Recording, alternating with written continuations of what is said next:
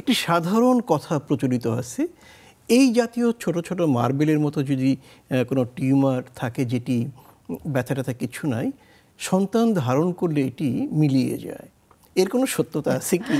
এটা আসলে আমি জানি না, এক সময় এটা সবসময় এটাই কাউন্সেলিং করা হতো, আমরা শুনি আর কি, রোগীদেরকে বলা হয় যে আপনি বিয়ে দিয়ে দেন মেয়েকে অথবা বাচ্চা নিয়ে নেন, বাচ্চাকে দুধ খাওয়ান, চলে যাবে। আসলে এটার সাথে এটার কোনো বৈজ্ঞানিক ভিত্তি নাই, একদমই নাই।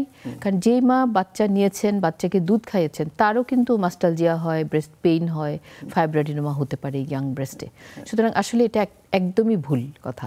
এখানে বোধহয় আরেকটা ব্যাপার হতে পারে, সন্তান ধারণের পরে স্তনের আকৃতি তো বেড়ে যায়, একটু ল্যাক্স হয়ে যায় এবং যখন মাতৃদুগ্ধ সঞ্চারিত হয়, ফলে ওই ছোটটা আর হাতে লাগে না বোধহয়, এটাও একটা কারণ হতে পারে। সেটা কিন্তু আসলে আমরা এখন তো আলট্রাসাউন্ড করে যে কোনোটাই দেখতে পারি, যে কোনোটাই। সুতরাং এটা আসলে ব্রেস্ট ফিডিং এর সাথে হতে পারে, কিন্তু এটা আসলে এরকম কোনো লজিক্যাল কোনো ব্যাখ্যা নাই যে ফিডিং করালে এটা চলে যাবে। আচ্ছা, আমরা অনেক ক্ষেত্রে দেখি যে অক্ষতিকর যে টিউমারগুলো রোগীর মাথায় ঢুকে গিয়েছে, এটি বোধহয় ক্যান্সার, এটি অপারেশন না করলে যে কোনো সময় ক্যান্সার হয়ে যেতে পারবো, ডাক্তার কি বললো এটা ক্ষতি করবে না, সে ডাক্তারের উপর আস্থা রাখতে চায় না, এবং এটি তার এক ধরনের মাথার ভেতরে সারাক্ষণ ভাবতে থাকে। সেই ক্ষেত্রে আপনারা কি করেন? আসলে রোগীর সাথে কমিউনিকেশন এবং রোগীর সাথে যে একটা আস্থার সম্পর্ক তৈরি করা, এটা কিন্তু একজন ডাক্তারের একটা বড় দায়িত্ব আমি মনে করি।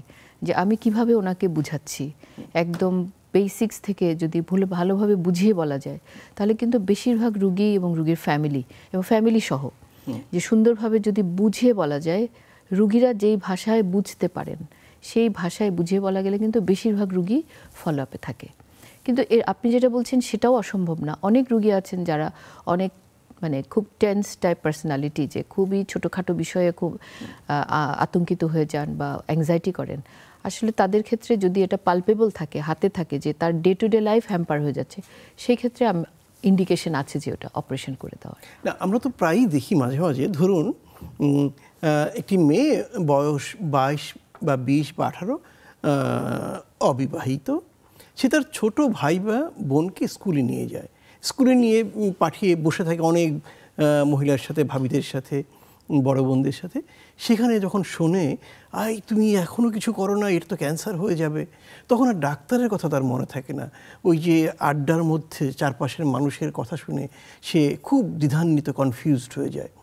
তখন আপনারা কি করেন? আসলে কাউন্সিলিংই করি, কাউন্সিলিং। এবং এরকম ছাড়াও কিন্তু অনেক মানুষ আসে আমাদের কাছে, যেমন ব্রেস্ট ক্যান্সার হয়ে মারা গেল প্রতিবেশী বা দুঃসম্পর্কের আত্মীয়, তখনও কিন্তু মহিলারা মনে করতে থাকে যে আমার মনে হয় এদিকে এই সমস্যা, ওদিকে ওই সমস্যা। এখানে কিন্তু ডাক্তারদের একটা বড় দায়িত্ব আছে যে খুব ভালোভাবে কাউন্সিলিং করা। এর উপরে কিন্তু আর কথা নাই। ঠিক আপনি কত সুন্দরভাবে, কত ভালোভাবে এবং আস্থার সাথে রোগীর মনে আস্থা তৈরি করছেন, এটা খুব ইম্পর্টেন্ট একটা জিনিস। তার মানে অপ্রয়োজনে কোনো অপারেশন করা যাবে না।